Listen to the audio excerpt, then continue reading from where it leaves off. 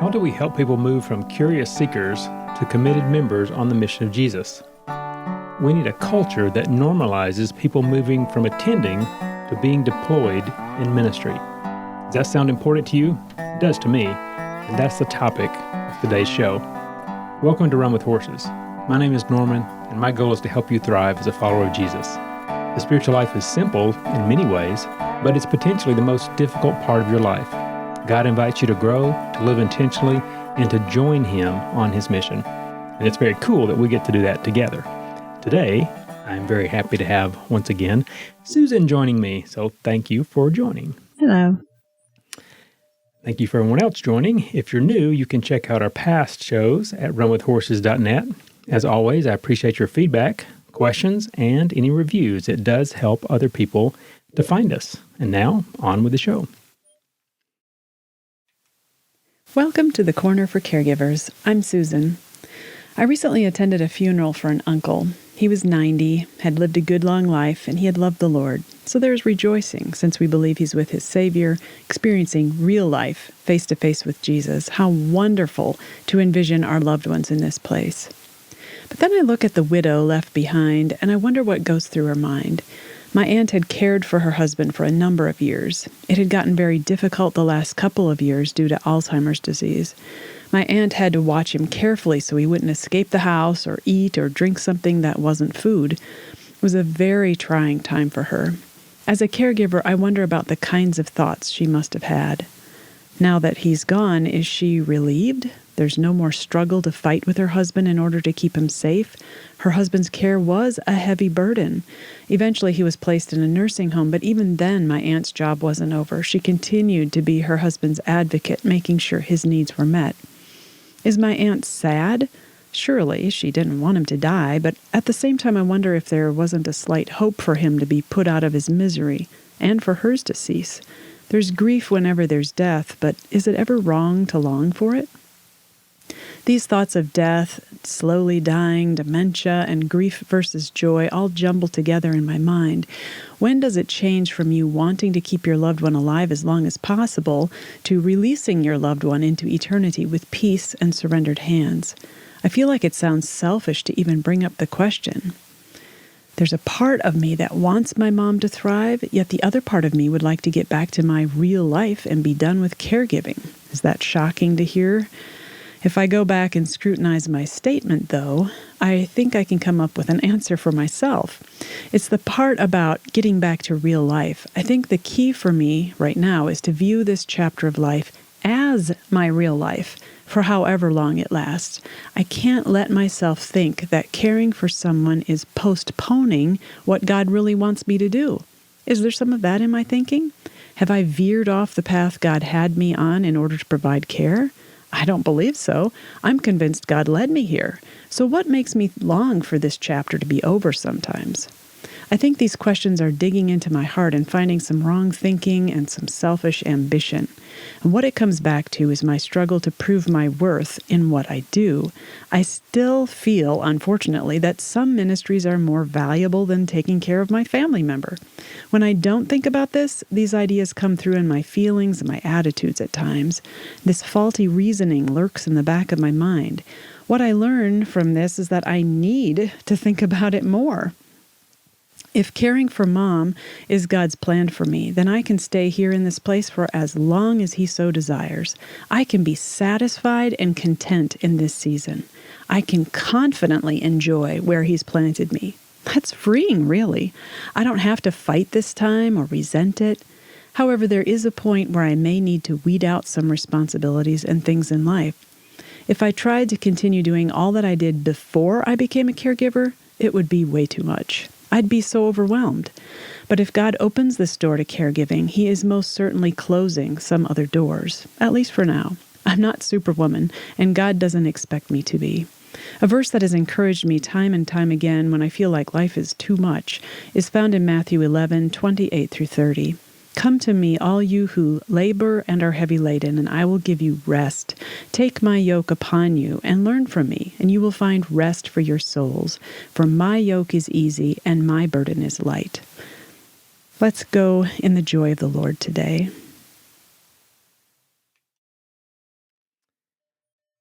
Well, we are thinking about this idea of moving people from curious, first-time seekers, people looking for a new place to join, to being active, all-in, committed members on the mission of Jesus.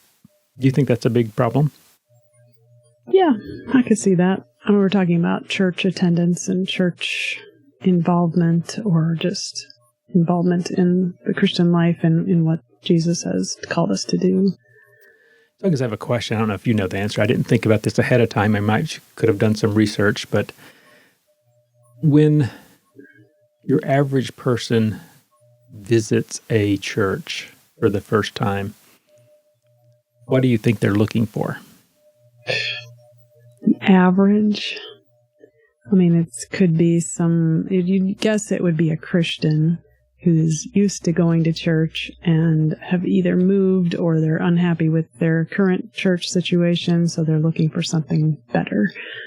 So maybe they're just judging how they feel when they go through the service. So, like, does this church help me to worship God?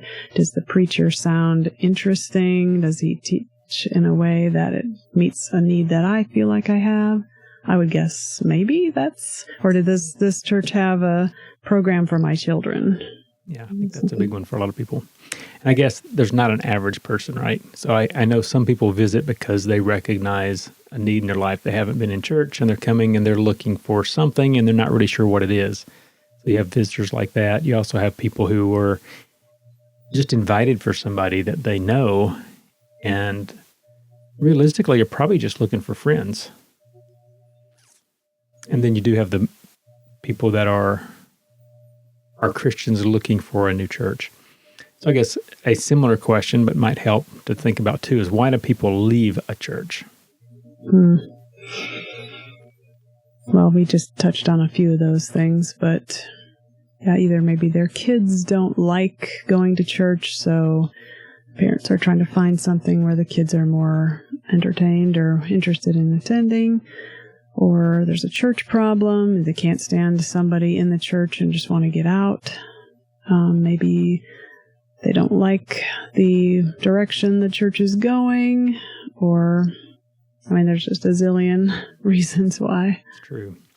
One of the things that I've been working on for a few years now is just thinking about what the church is, and then moving out from that, what the church does. And to me, it seems like for all of these questions, kind of where we're at now, thinking about people who walk in the door of a church building, I don't think there's a clear understanding of what the church is. And actually, I wonder if there's not a clear understanding for a lot of people who are there every week who consider themselves fairly serious members. There's a lot of emphasis on activity that happens in the building at a certain time. And I'm pretty convinced that's not really what the church is all about. I think that's part of it. It's part of what the church does. But that's not their reason for existing. They don't exist to have a church at 10 o'clock Sunday morning. But I think a lot of people feel like that's the major part of it. But because that's true, then the church has an uphill battle to help people move toward really being deployed on the mission field in their community. So this question today, thinking about moving people from curious, kind of wondering what's going on, or even just learning about a new church family, to being fully all-in members who are committed to the mission of the church, I think is an important question. I don't think we'll have every answer and even every question today, but I think it's worth thinking about. And one of the reasons I wanted to talk about this today, we were at the conference a few weeks ago, and one of the workshops discussed this question, and they went through what this specific church did. And I thought they had some good ideas. And the biggest one being, they have a plan. Like, what a novel idea. A church actually has a plan to move people through these stages of interest and growth with the intention of them being fully deployed out in the community, not in the church. They would not consider that the all-in member, a committed member who's serving on ministry teams, serving on Sunday is good, but that's not their goal. That might be a step along the way. So I thought it'd be worth thinking about today. So thanks for joining us as we consider the question of moving people from curious to committed. And really, it does come down to the culture of the church to a large extent. And the question that was put forward in this workshop was, how do we normalize a culture that moves people to ministry deployment? And that's a good question because it's asking, how do we make this what everyone expects? This is what we do. We're not here just to be served, to be entertained. We're not here just to worship. And I think a lot of people put a lot of emphasis on the worship. We come here to worship. But the goal really is to come and be prepared and deployed in ministry. So having that expectation is maybe, I think it's clearly one of the first steps, but maybe the most important. That's interesting hearing you talk, because I think sometimes churches don't necessarily have a written down plan, but I think there could be like some leaders in the church or more mature believers that sort of have the sense in the back of their heads as they look at the people around them in the pews, to say, okay, this person's been coming for so long. They seem like they're, doing their lesson for the Sunday school or whatever. Maybe the next step for them would be to teach a Sunday school for children or something. So I think some people sort of have that, hey, we need to be moving people toward a certain point. But I think like church planting is something we tend to stop too quickly and think, okay, we're done. Once we get the person to this far, they've arrived. Whereas I think what you're talking about is like we want to be, to a whole new level than just teaching a Sunday school class. And ultimately, in the way that I think about it and have come to understand it, the goal goes even beyond our church. So if you think about the idea of multiplication, we're not just talking about disciples in our church. We're talking about churches. So stopping at having people who are able to run programs in our church is far short of being able to replicate this church in another place or being able to multiply in multiple places. So we don't have a goal that's really in line with what the New Testament church was doing. We don't have the same expectations. It certainly seems to me from looking at Acts that all of the church members, as they scattered, they were able to do ministry.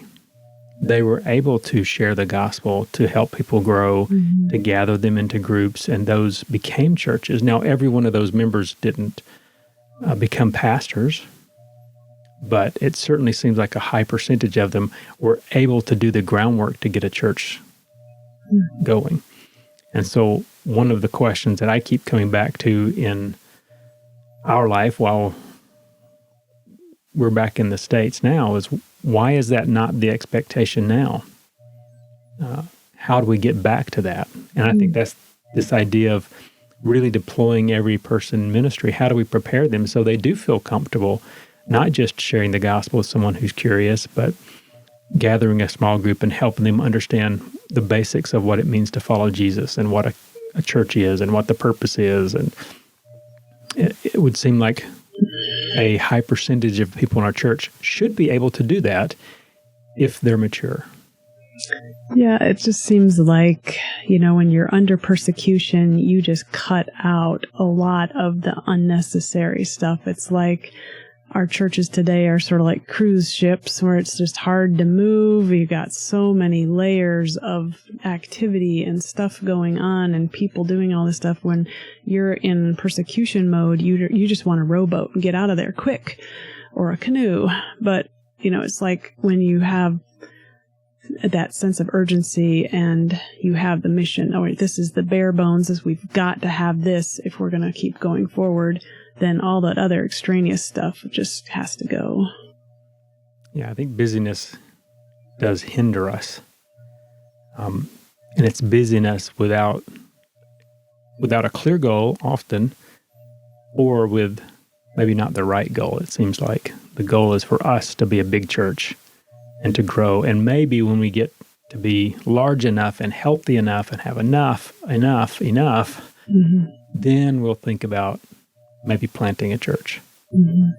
Yeah, I'm just thinking of those early Christians in Acts. They had to leave everything and move, and we just got a prayer request from people that work with Afghani people and how some are accepting Christ, and now they have to go back to their homeland. Well, what are they going to be bringing with them? Sunday school material? I don't think so.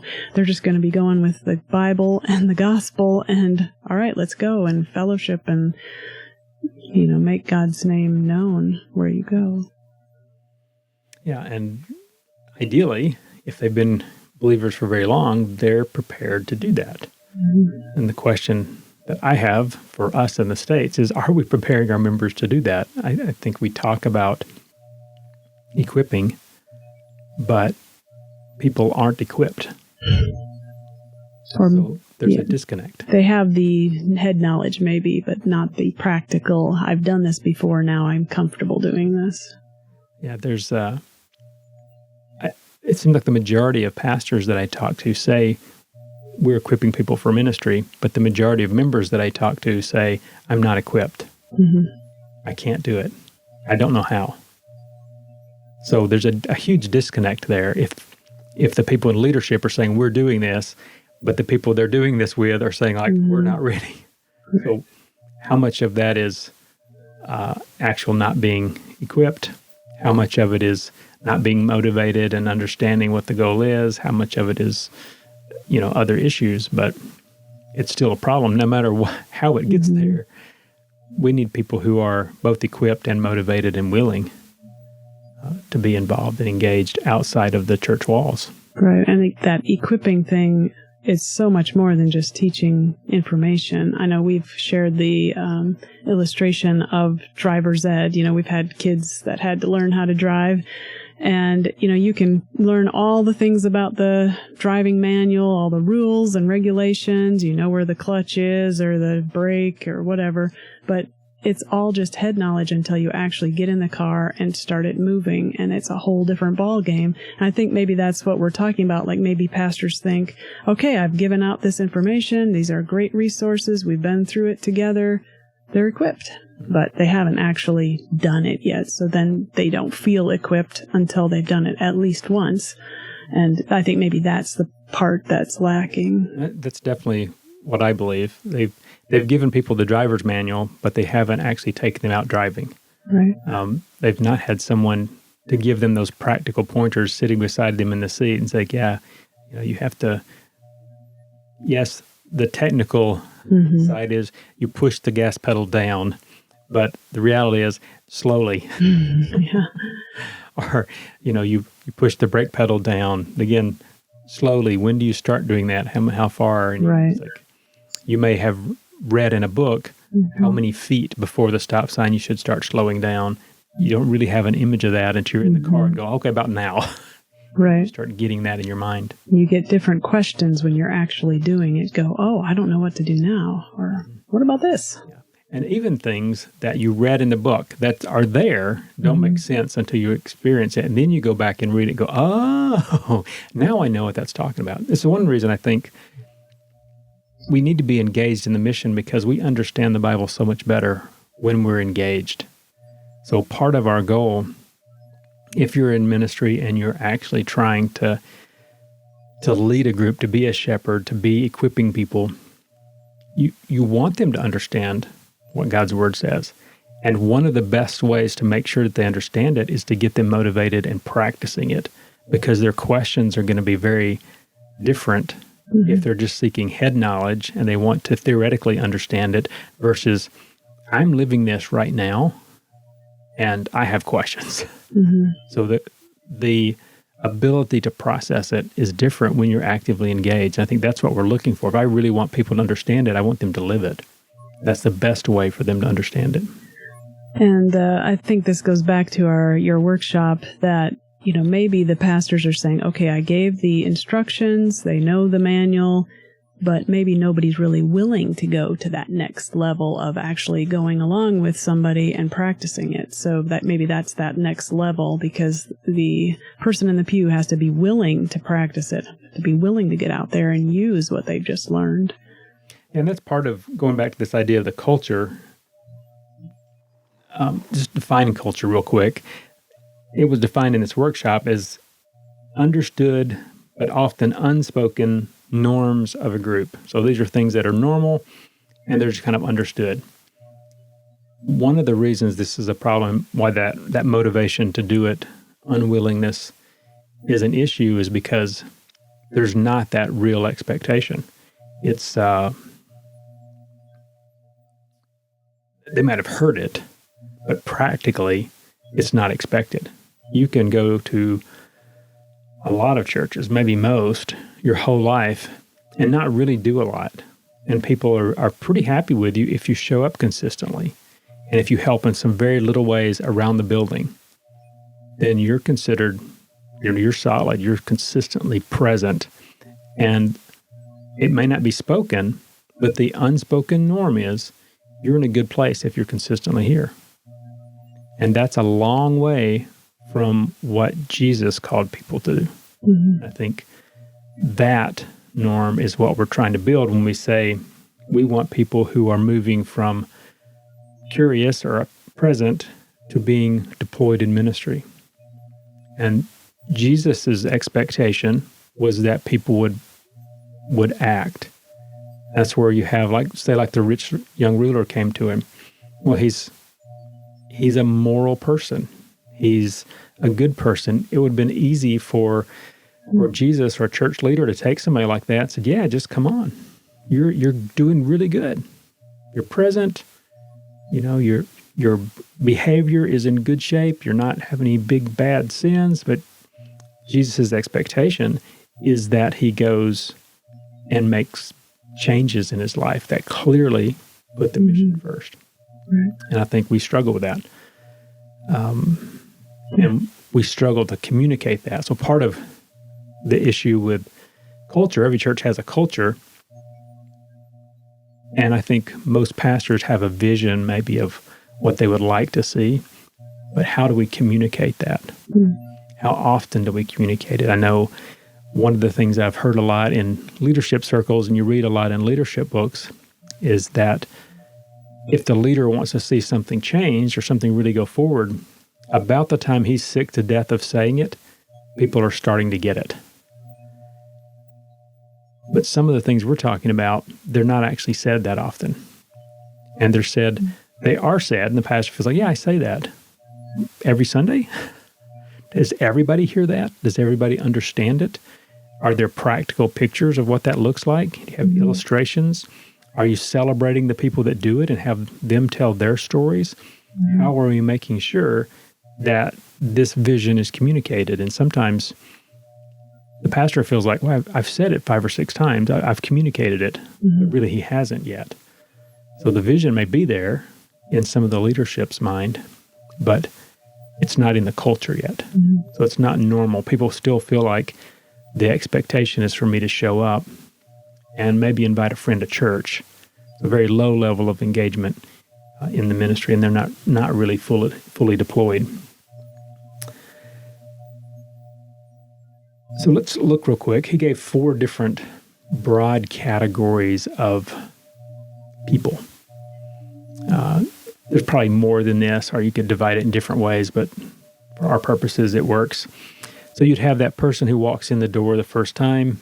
We typically would say they were a guest, or we had a first-timer. We had somebody that come in, and they haven't been here before. So that's the first category. Might not know a lot about them, and they don't know a lot about us. The second category would be people who are regulars. They might not be members. They might not come every Sunday, but they're consistently there. And he said, you could say 1 to 4 weeks a month. They come consistently. People are getting to know them. They're regulars. Then you have people who are connected, because a regular, if they're just coming in 2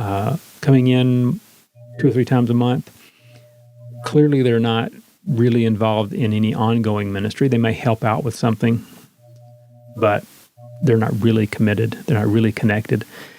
So a connected member is somebody that's going to be involved in the life of the church at a deeper level.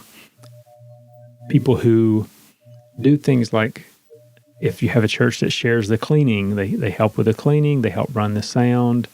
The people that are Sunday school teachers and ushers, when there are potlucks and things, they're bringing food. They're serving within the church. If your church has small groups or community groups, they might be part of a community group. So they're connected to the church, but their connection primarily is the church focus. It's not yet outward ministry focus and the mission of the church, but the community, the church family, has become more important. You can see a progression from somebody who doesn't know the family, they're not known and they don't know anyone, to someone who is becoming known and getting to know people, to someone who has decided that this is a place it's worth investing in, and they're starting to participate at a different level. And then the fourth category is the people who are all in. They understand the ministry and the mission of the church.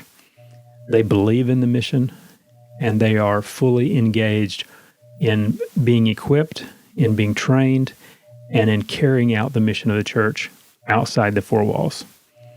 Those are the members that we really want and need.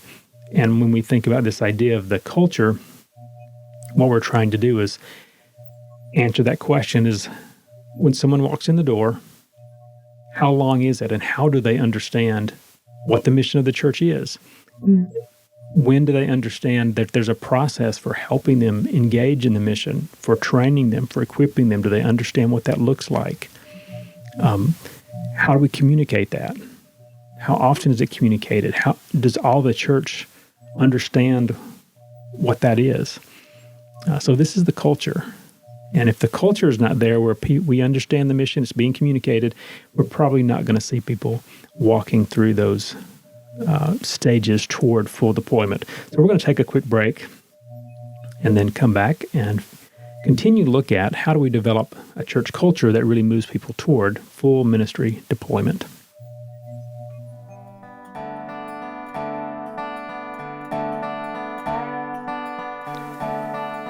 Welcome back. We are continuing to look at how to develop a culture in the church that really helps people move from curious to committed, from first-time guest to members who are deployed in ministry, fully engaging in the mission of the church. And really it does come back to that culture and how we develop that as a church. And when you think about how culture develops, the people who have the greatest responsibility are the leaders. They're the ones that design a lot of the communication. They're the ones that are communicating. So you have to take responsibility for what we're communicating, how we're communicating it, how often, and all those things. So it's really important that the culture we want to see developed is actually communicated. Otherwise, culture develops, but it's not intentional. It sounds kind of daunting, especially for those people who are leaders who are not just super outgoing, or communication is not, you would think that communication should be their thing if they're the pastor and they're communicating God's word. But sometimes some of those peripheral things are harder for some people to communicate. I would say they're central, not peripheral. The thing is, and this is maybe a side issue, but it does relate, thinking about the culture in the church.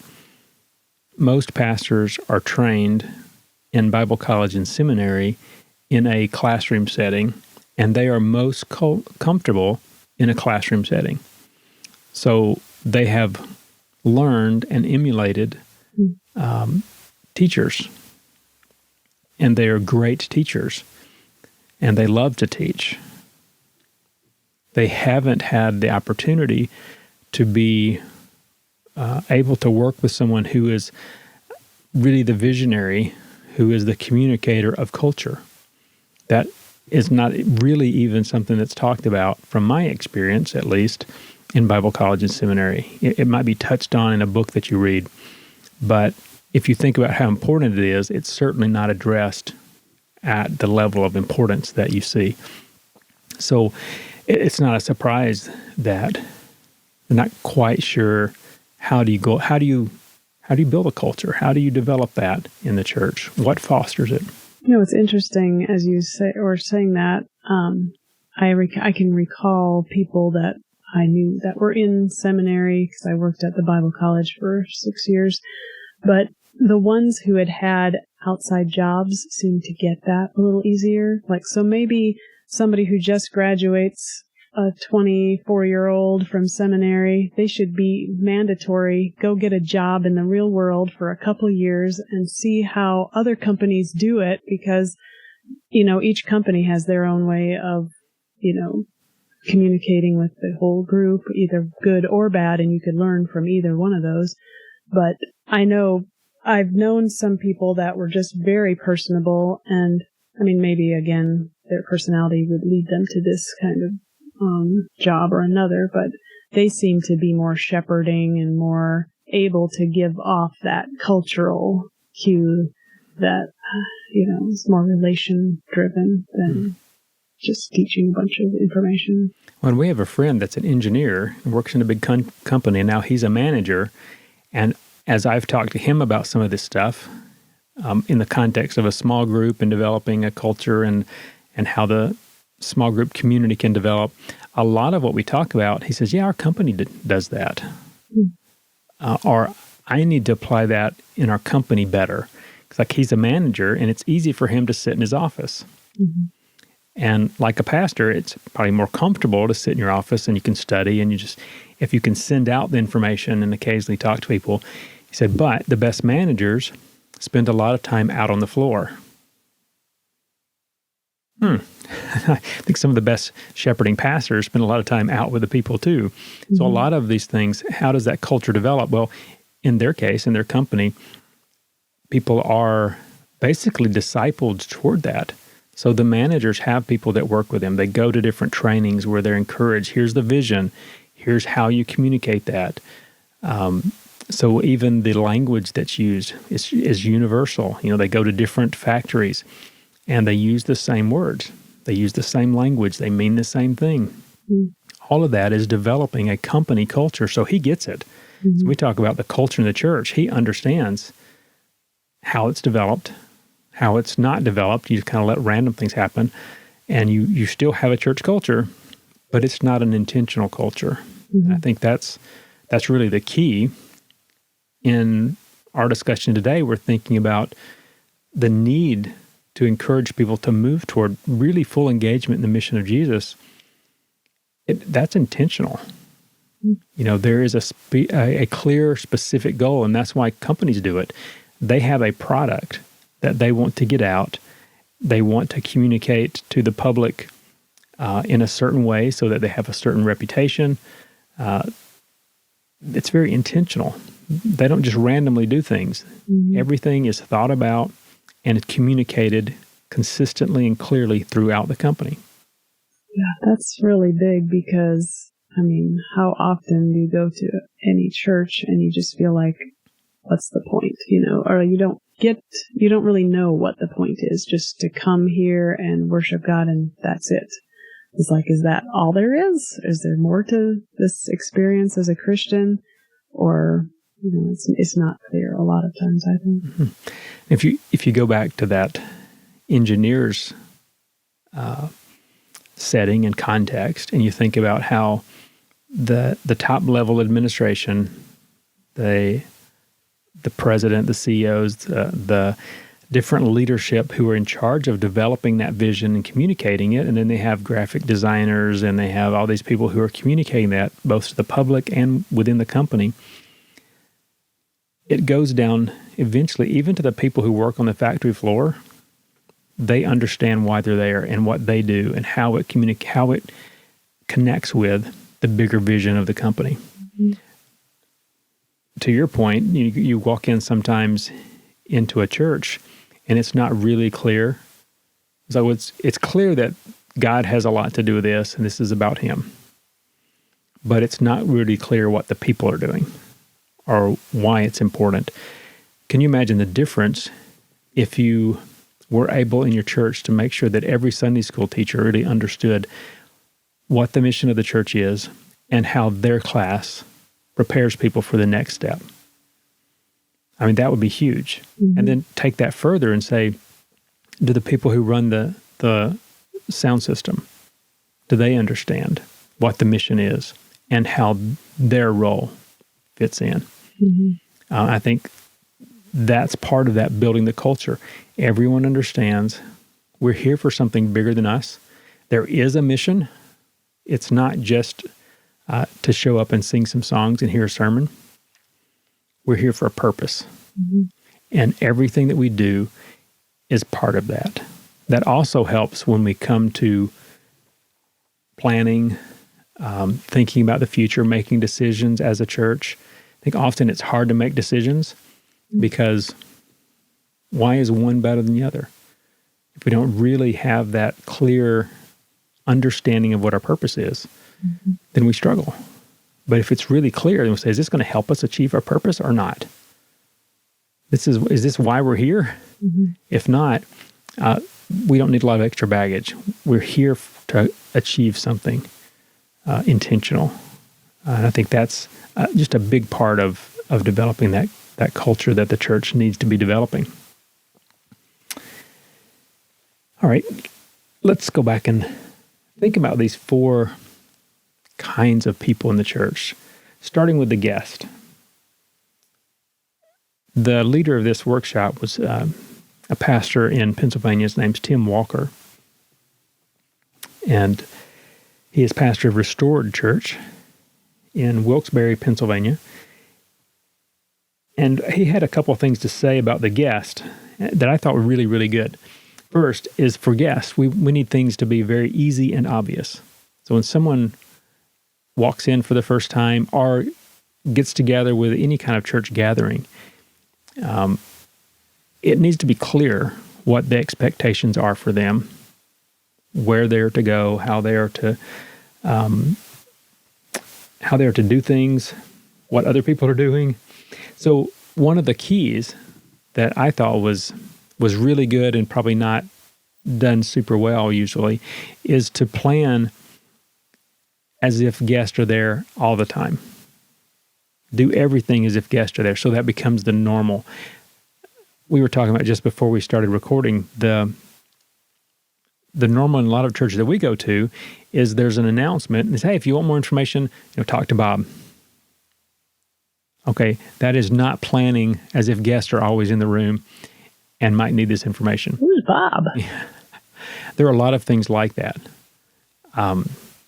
A lot of things are communicated in shorthand because if you've been in the church for 10 years, you know where things are at, who does certain things. Talk to one of the deacons. I've heard that how many times? Talk to one of the deacons. Well, how do I do that? If I'm new in a church and I'm curious, yes, if you're really self-motivated, you can find the deacons. But we're not communicating as if guests are in the room when we just say talk to the deacons or talk to Bob.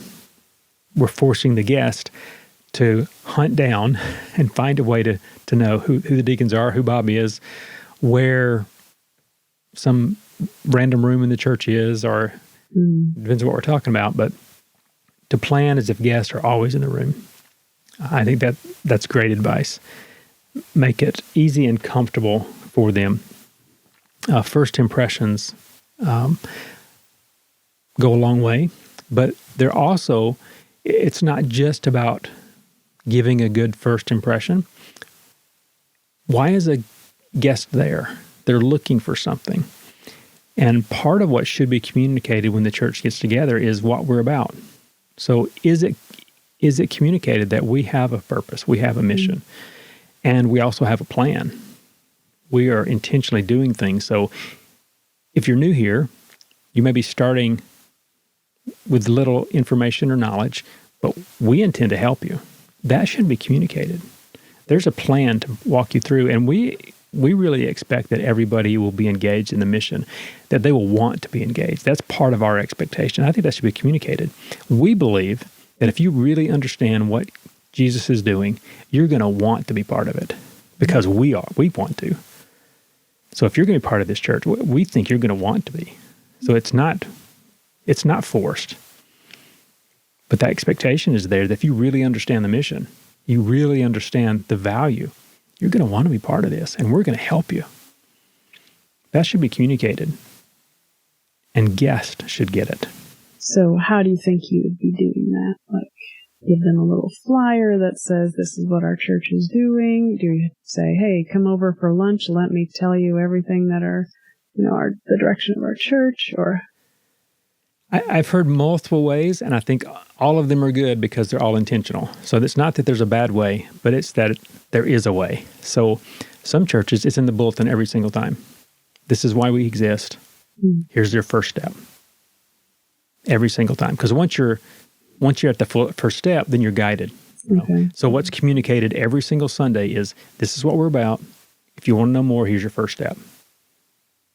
And usually that first step comes with, we have an information desk out front. You saw that. There will be someone there. If you will stop and ask them, leave your name, somebody will get in touch with you. Or what some do, they say the pastor is going to be not at the back where everybody in the church is coming to talk to them. They're going to be in a different place.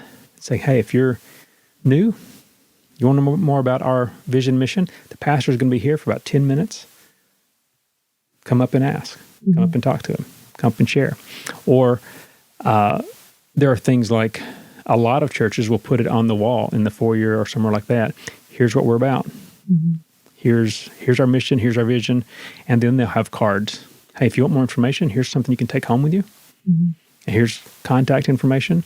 A lot of churches that do that will also have 2 or 3 people that their job is to stand in front of that. And it will be announced that, hey, there's going to be people standing in front of that. They're there to answer your questions and to help you take first steps or second steps. So there's lots of ways to do it.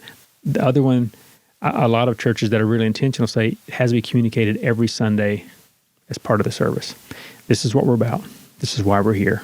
And we're here to help you move toward where God wants you to be. And here's your first step. Sounds good. So if you do one or more of those, and the more of them you do, I think the better. So personally, if I had the I don't know what you call that, the decision-making in a group like that, I would do some combination of all of them. I probably wouldn't have, some of those things I wouldn't have. I don't think I wouldn't lean toward having a bulletin. But if you have one, certainly to put that in there, certainly be communicated as part of the service. To have it visually somewhere, whether it's painted on the walls or have posters that rotate through, but you're communicating partly to the church too. You're keeping that vision there. This is why we're here. If your church has a good pathway, to have that highlighted. Hey, here's the steps. Where are you on the step? What's your next step? How can we help you take your next step? That's all part of it. But to look for those places where people can connect with people, that would be the best. You mentioned that other idea too about some churches have a card that you can fill out.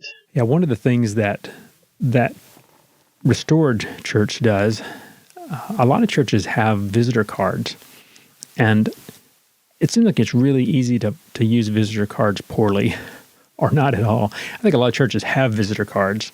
I'm not sure how well they're used. I love the way that they use them. What they do is they end up using a lot of them because they don't just use them for visitors. They don't just call them contact cards. The card is set up where it has a place for your name, address, phone number, email, all that kind of stuff. And if you're a new visitor, they want to get your information. They want to be able to follow up. So they'll ask for that. But the way they use the card is at the end of every message, they tell everybody, hey, there's a card in front of you.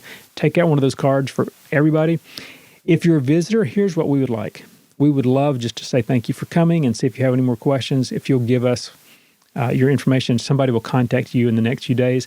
And there's a place at the bottom for a prayer request. We will pray for you. We have a prayer team that goes through every single card, and they will pray for you at the very least. Mm-hmm. So please do that for everyone else. And they have, if we don't have your contact information yet, you've been coming for a while and you didn't feel comfortable giving it, but you'd like to now, go ahead and give us that, and we'll, we have a weekly email, we have things like that. We'd like to have that.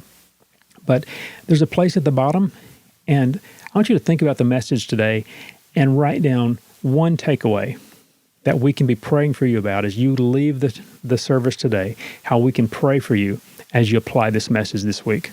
And they have a team, so we're going to pray for every single one of those. Mm-hmm. So everyone has something they can write down. I have a few other options of things that might be, hey, I'd like somebody to contact me. I have a question, or having a problem right now. Could somebody contact me? So there's lots of different things, but they really want every single person to fill out a card, so no one feels awkward. They're the only one reaching for that mm-hmm. contact card because they're the first-time guest. Mm-hmm. I like that. So I thought that was a great way to use those. So basically, for the guest, we want to be thinking about how things feel and sound to people who have never been here before. Mm-hmm. Are we using too much shorthand where they don't really even understand? Okay, that's not good. Or are we making assumptions about where they're coming from? We just need to be clear is a lot of it. And being really, really welcoming. I know he used the definition of hospitality is welcoming the stranger.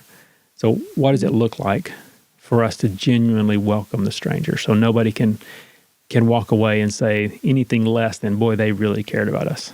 So at the very least, we want to do that. Right. And we've been in so many churches over our lives, and we've seen all the whole gamut of super welcoming, and then those churches where nobody comes up to even say hi. And it's like, oh my goodness, we can come in and leave and nobody even acknowledges that we existed. So yeah, let's not be like that. What's the other thing I thought of?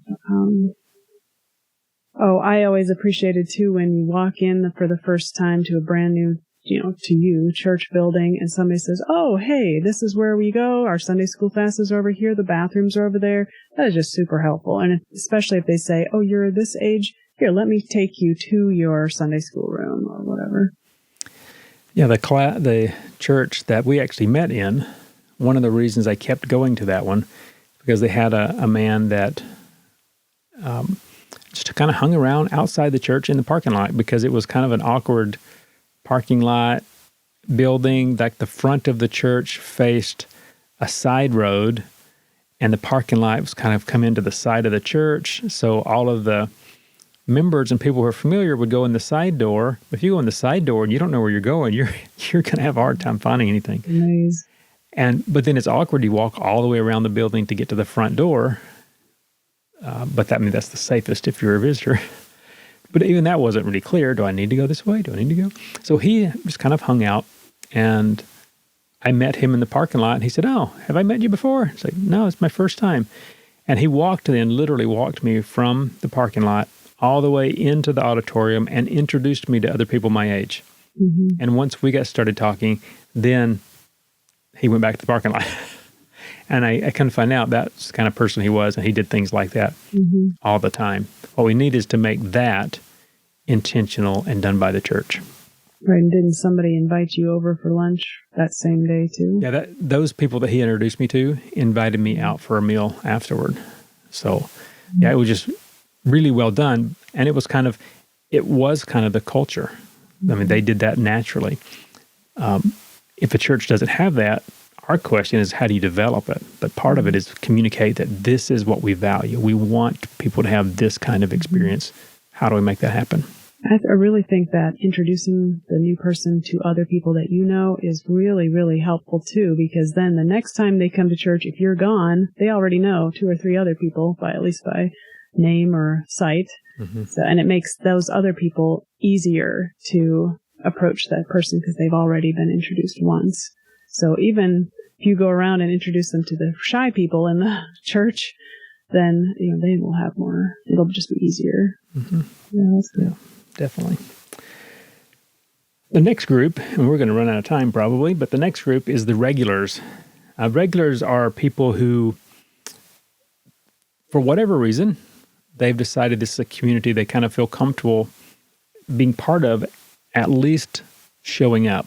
Mm-hmm. Really, the way he defined regulars, these are the people that they haven't really engaged with the church as far as any kind of ministry. They're not super consistent, maybe. One of the things he said, there's a huge discipleship opportunity here. A lot of people here, they've moved from guest, but they haven't quite made it to committed member, maybe not a member at all, but they're starting to know and be known. I think that's two important things. That's one of the things about the church that makes it so special. We should be able to know people and be known by people. We need that to grow. And this is a group of people who are showing some willingness and interest to know and be known. How clear is it how they do that? So you want your guest to understand how to come in, but that person who's coming and haven't really joined anything yet, is it really clear what their next step is if they want to do more? How do they develop deeper relationships? This is a group of people that we should be more intentional about reaching out to and helping them take steps of faith more, whether it's offering to disciple them, inviting them to a community group, things like that. It's a group with a lot of potential, but we need a clear plan to engage them. And I suppose part of that would be, drawing them in, like inviting them to a mother-daughter banquet or, a youth outing or something like that. And then the hopes would be to find out where they are spiritually, because maybe they're Christians already, maybe they're still somewhere in the pre. Mm-hmm. Yeah, find out where they are and what their next step would be. And at the same time, communicating, this is the mission of the church. Where are you in your relationship with the mission? How engaged are you in your community? Would you like training? Would you like to be part of our equipping groups or things like that? As you're learning about them, they're learning about the church, what we're doing. The next group is probably what a lot of churches feel like is the key group. It's the committed members. So there are people who have liked what the church says enough to be a member. So they're reasonably committed. These are the people that are going to be teaching Sunday school and helping with VBS and helping with the potlucks. So they're the people that are running the programs of the church. And a lot of churches are very programmatic. That's the main thing they do, and they need a lot of people like this just to function. So there's a felt need that we need this community of committed members, and that's our goal. Now, unfortunately, in our context, a lot of churches stop there. If we have those people, they're committed, they're teaching Sunday school, they're willing to be a deacon. Okay, that was our goal, that was our mission. Kind of the point of the workshop and my constant goal, and even doing this show, is that that's not the goal. The goal is full engagement in the ministry of Jesus, in being disciple makers who make disciples. And I think that results in leaders being developed and churches being planted. Is that vision out there? How are we equipping people to go beyond the ability to teach Sunday school and to develop the ability to engage in their community? I think that vision, again, as we think about the culture, is not often clear, and it's not clear, how do we get there? We hear it sometimes.